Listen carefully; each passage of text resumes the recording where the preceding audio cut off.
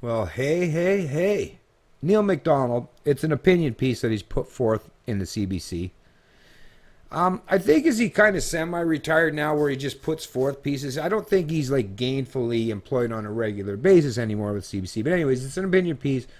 The budget's gender-based analysis forgot to look at one thing: men. Good for you, Neil. Good for you. I mean, as a man, if you have any grandsons or sons, do you have any? It's pretty important that you do so, and maybe you should have been doing it a little bit before now. You're a little late in the game, but I guess better late than never, right? Men are falling behind in education and losing their jobs in the resource and manufacturing sector. So, we've all heard from other outlets, right? How men, highest amount of suicide rates. I mean, rampant to the point in comparison to everyone else. And their incomes have been declining because of losses of resource and many of the occupations have now been sent overseas to different countries, right? So men have been suffering, and their wages have been stagnating. We know, especially in the family courts, right, how rampant it is as far as giving women pure favor. I mean, and now there was the statistics that came out not long ago about where now there's 90% of single family households in Canada are run by women, right? And a lot of them, if you're talking about the welfare state, who would be the ones that would be the greatest beneficiary of the welfare state? Obviously would be single mothers, which now represent a gigantic overwhelming majority of single family households.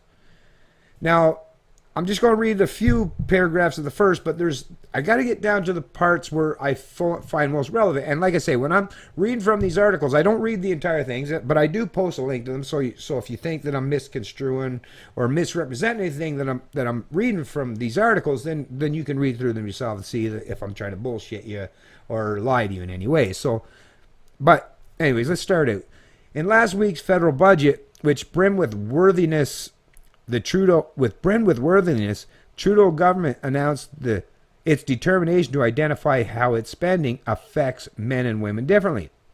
Utterly sensible on the face of it, while some, particularly in academia, regard gender as a cis-normative construct, the human race is in fact binary, and as the budget's authors acknowledge, government policies have different impacts on men or women. Yeah, so, these SJW crowds and the ones that are trying to suggest that being a male or female, having the XX or the XY chromosome is somehow, just a social construct. Bullshit. It's biology, for crying out loud. It's science. Science don't lie. Governments must understand to what extent their policy choices will produce different outcomes for all people, it says inclusively. Read past the first few paragraphs, though, and all people quickly morphs into women. Exactly, Neil. And Neil knows what's going on. I mean, if you're Canadian and you're paying any attention at all, for the last few decades, everything has been geared towards women, where you're forcing men out of, there was a woman actually that commented on this article. Now, I'll be paraphrasing. I don't have the direct quote in front of me, which maybe I should have had that, right? But it was basically saying that she knew personally a circumstance where there was 9 men applying for the job, and she knew that there were a couple of them where at least had much higher credentials than one of the ladies. But it was 9 men and 1 woman, but the woman got the job because in Canada, even now in 2017, they still have this thing where you get preferential treatment if you're considered a minority, like a racial minority, or a woman. Which is fucking bullshit, which is mean you keep leaving men at the back of the bus no matter how hard they've worked. Like I say, whether it's done through sex, religion, or any other fucking way, it should be just the people that's best for the fucking job, right? But like I say, now you understand, now you realize why. And if you think about what government is and what it represents, is the ability to use the power and mysticism, the force, to impose your ideas on everyone else, right? Or to steal and plunder to do the wealth redistribution and transferring. Think about even some of the jokes that people have said about women in history, like how they like to, give a woman a credit card, like, whoa, right? Well, imagine giving a woman that likes to spend freely an unlimited credit card where they don't just get to ramp up debts that the people that they live with now are forced to, pay off. But in the world of fiat currencies and debts and deficits, well, they can postpone these debts being paid long into the future. So now they're even forcing successive generations. So, like I say, when this pretense of being women being the compassionate, of the 2 seconds, women being the more compassionate and caring, well, really doesn't look that fucking way, does it? Because you got predominantly, it's a feminist that's run this country, Trudeau, male feminist, and then a lot of feminists that are the premiers of the provinces that are ramping up the most debt. Well, they seemingly have no issues with fucking forcing their future successive generation to pay up. So, what? They're the meeker sex or the more compassionate sex? No, it's not playing out in real life. Like I say, reality over rhetoric doesn't seem to be playing out that in real life, does it? And think about women that, maybe want to force men to, if they're separate, like I said, with single mother. Well, instead of having to plead with the father to help support your child, right, and all that stuff, well, you could just use the power of government, right? Instead of the power of his persuasion or conversation or dialogue, well, just use the full force of government and judges to impose your edicts, your opinions, and your preferences. And like I say, and you see the discrepancy now in the family courts as far as divorce proceedings, right? And the economic consequence of that, or alimony, and the economic consequence for that is predominantly towards men, right? Or children, right? Child payments or visitation rights, predominantly, once again, totally in favor of the woman. And then let me get down further before I go. Like I say, there's a lot in this article that you should read. It's a well thought out and well articulated article. Neil's good at that, definitely, for sure. That's why he's proficient in his endeavor and has had no problem succeeding as being a media personality, right? But let me get down to this point, which I found was I knew it kind of internally. I didn't have any specific numbers, but I knew internally the reality, right? Because I'm very astute and observant about what's happened, not just in my immediate surroundings, but what's happened in the greater community, in the province, or in the country of Canada. I pay attention to these things because I have to. It's going to affect my future, the future of my family, and the future of my offspring. But listen to this. Listen to this. According to Statistics Canada, women not only compromise, according to Statistics Canada, women not only comprise 71% of Canada's 4.1 million public sector jobs at all levels of government, but gender parity now exists in the public sector with respect to women's representation in leadership position. So like I suspected for a long time now, you're being ruled over by a bunch of feminists, okay? A bunch of feminists rule this country.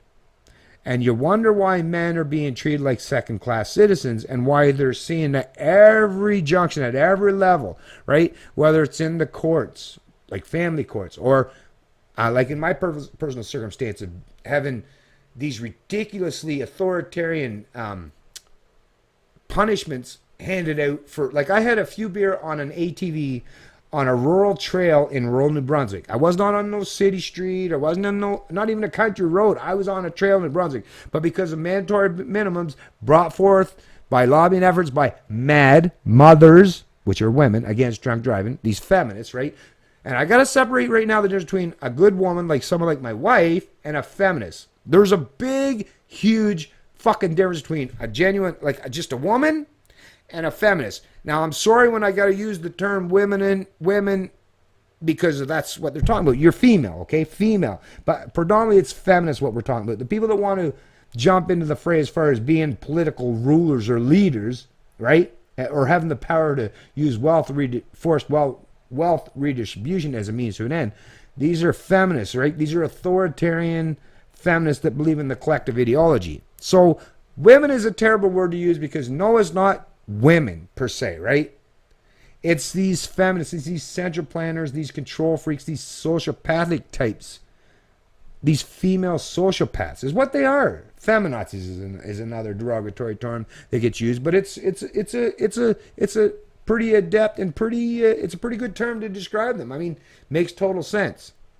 But let me just repeat again. So there's just in that little small couple sentences, think about it. So 71%, well, which is an overwhelming majority, right? Not 51, 52%. I mean, 71, that's a overwhelming majority of women now represent all levels of government, you know, federally, provincially, and locally. And we know this. Walk into any government fucking institution and you'll see, of course that's true, right? So look at the people that are ruling over you predominantly and have the power to, you know, to be petty tyrants towards you, especially if you're a man and these people are in these positions. Like I say, and I've recognized this myself completely. But that was actually the least disturbing of the numbers. The next, or the most disturbing numbers that I come away with was 4.1 million public sector jobs.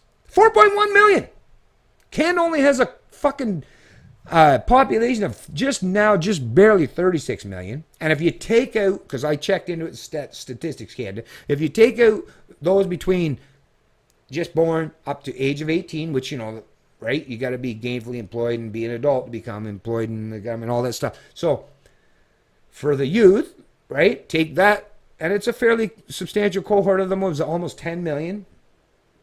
Or no, it was 8.5 million, I believe is what it was. And then you take people, and I didn't even go to 65, although even government workers, a lot of them retire at 55. But I said, no, I'm going to be as fair as humanly possible. I started, as far as people that would be, I would consider retired, at 70. So, you know, there's a lot of people that retire even before that.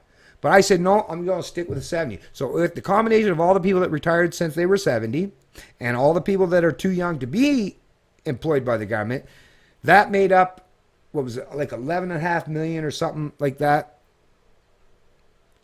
I'll post a link to it, like at the bottom of this video. I'll post all the information that I'm trying to present, and remember, so that you'll see it clear and concise. You know, I'm not trying to bullshit. But yeah, I think it was like 11.5 million at least. So out of 36, you end up with about 25 million of adult age people in Canada, right? About 25 million.